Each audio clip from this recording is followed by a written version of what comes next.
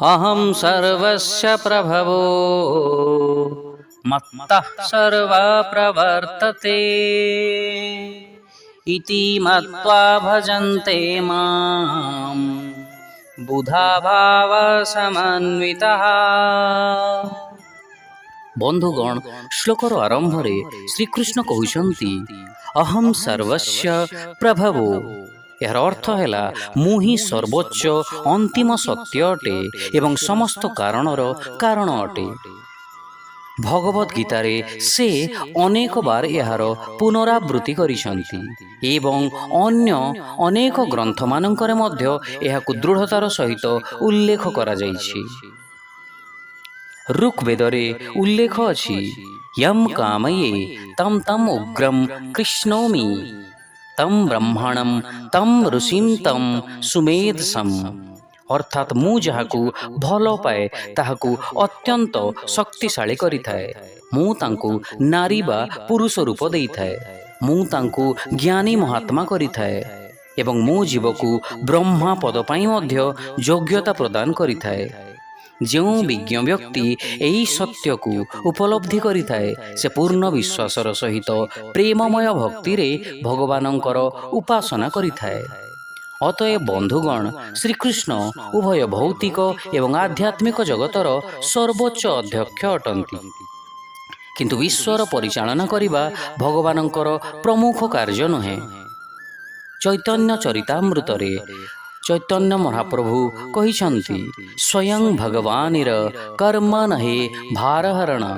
अर्थात श्रीकृष्ण प्रत्यक्ष भावरे विश्वर सृष्टि स्थिति एवं विलय संबंधी कार्य करि नथांती।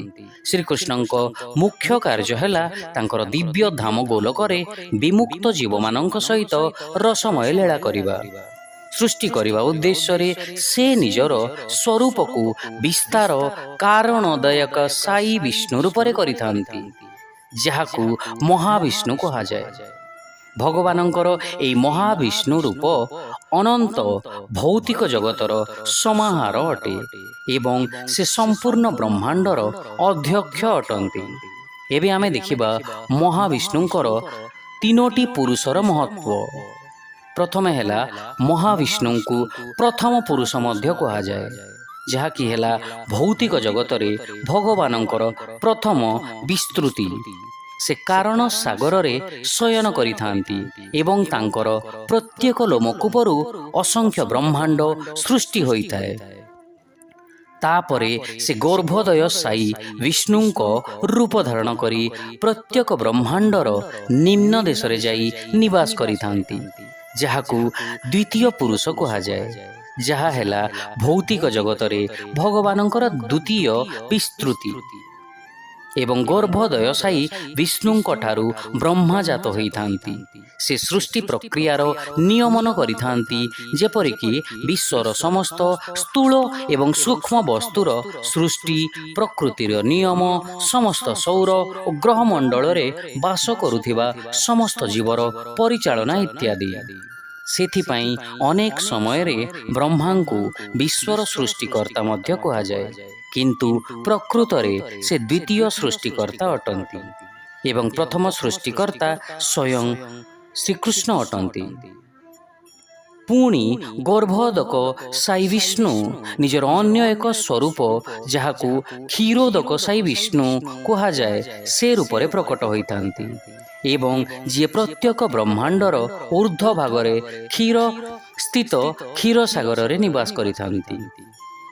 क्षीरोदक साई विष्णु को तृतीय पुरुष मध्य कहा जाए, जहा हैला भौतिक जगतरे भगवानंकर तृतीय विस्तृति। से विश्वर ऊर्ध्व भागरे निवास करिथांती एवं ता सहित से परमात्मा रूपरे विश्वर समस्त प्राणी हृदय रे निवास करिथांती। से जीवर समस्त कर्म को निरीक्षण करती, तार हिसाब रखिथांती एवं यथा समय रे तार कर्म फल मध्य प्रदान करिथांती। सेथिपाई तांको विश्वर पालनकर्ता मध्य कहा जाए। एठारे उल्लेख करा जाइथिबा भगवान विष्णुंकर तीनोटी स्वरूप श्रीकृष्णंक ठारू भिन्न बा पृथक नुहे। तेणु श्रीकृष्ण एई श्लोकरे कहउछन्ति जे विश्वर समस्त दैविक एवं भौतिक सृष्टि तांको ठारू ही उत्पन्न होइथाए। ଶ୍ରୀକୃଷ୍ଣଙ୍କୁ ଅବତାରୀ ପୁରୁଷ ମଧ୍ୟ କୁହାଯାଏ, ଅର୍ଥାତ୍ ସମସ୍ତ ଅବତାରମାନଙ୍କର ଉତ୍ସ। ଶ୍ରୀମଦ୍ ଭାଗବତମ୍ରେ ଉଲ୍ଲେଖ ଅଛି, ଏତେ ଚାଂସ କଲାଃ ପୁଂସଃ କୃଷ୍ଣସ୍ତୁ ଭଗବାନ ସ୍ୱୟଂ, ଅର୍ଥାତ୍ ଭଗବାନଙ୍କର ସମସ୍ତ ସ୍ୱରୂପ ତାଙ୍କର ବିସ୍ତୃତି ଅଟନ୍ତି ବା ଶ୍ରୀକୃଷ୍ଣଙ୍କ ବିସ୍ତୃତିର ବିସ୍ତୃତି ଅଟନ୍ତି। ମୂଳ ରୂପ ଶ୍ରୀକୃଷ୍ଣ ଅଟନ୍ତି। ଏଣୁ ଦ୍ୱିତୀୟ ସୃଷ୍ଟିକର୍ତ୍ତା ବ୍ରହ୍ମା ଶ୍ରୀକୃଷ୍ଣଙ୍କୁ ପ୍ରାର୍ଥନା କରି କହୁଛନ୍ତି, ୟସ୍ୟୈକନିଷ୍ୟ ଶୀତ କାଲମଥାବଲମ୍ବ୍ୟ ଜୀବନ୍ତି ଲୋମ ବିଲଜା ଜଗଦଣ୍ଡନାଥଃ ବିଷ୍ଣୁର୍ମହାନ୍ ସୌହୟସ୍ୟ କଲା ବିଶେଷೋ ଗୋବିନ୍ଦମାଦି ପୁରୁଷಂ ତମହଂ ଭଜାମି। ଏହା ବ୍ରହ୍ମ ସଂହିତାରେ ଉଲ୍ଲେଖ କରାଯାଇଛି ଏବଂ ଏହାର ଅର୍ଥ ହେଲା, ଭଗବାନ ମହାବିଷ୍ଣୁ ଯେତେବେଳେ ଶ୍ୱାସ ଗ୍ରହଣ କରନ୍ତି, ତାଙ୍କ ଶରୀରର ଲୋମକୂପମାନଙ୍କରୁ ଅନନ୍ତ ବ୍ରହ୍ମାଣ୍ଡ ପ୍ରକଟିତ ହୋଇଥାଏ ଏବଂ ପ୍ରତ୍ୟେକ ବ୍ରହ୍ମାଣ୍ଡରେ ଜଣେ ଜଣେ ଶଙ୍କର, ବ୍ରହ୍ମା ଓ ବିଷ୍ଣୁ ରହିଥାନ୍ତି। ପୁଣି ଯେତେବେଳେ ସେ ଶ୍ୱାସକୁ ତ୍ୟାଗ କରନ୍ତି, ସମସ୍ତ ବ୍ରହ୍ମାଣ୍ଡ ତାଙ୍କଠାରେ ଲୀନ ହୋଇଯାଏ।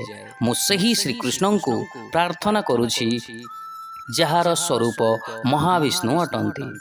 ବର୍ତ୍ତମାନ ଭକ୍ତମାନେ ତାଙ୍କର କିପରି ଉପାସନା କରିଥାନ୍ତି ସେ ବିଷୟରେ ପରବର୍ତ୍ତୀ ଶ୍ଲୋକରେ ସେ ବର୍ଣ୍ଣନା କରୁଛନ୍ତି। ଶିକ୍ଷା, ମୁଁ ସମଗ୍ର ସୃଷ୍ଟିର ଉଦ୍ଗମ ସ୍ଥଳ, ସବୁକିଛି ମୋ ପରେ ଉତ୍ପନ୍ନ ହୁଅନ୍ତି। ଯେଉଁ ବିଜ୍ଞ ବ୍ୟକ୍ତି ଏହା ଜାଣନ୍ତି, ସେ ପୂର୍ଣ୍ଣ ବିଶ୍ୱାସ ଓ ଭକ୍ତିଯୁକ୍ତ ହୋଇ ମୋର ଉପାସନା କରିଥାନ୍ତି। I am the origin of all creation. Everything proceeds from me. The wise who know this perfectly worship me with great faith and devotion. Hare Krishna.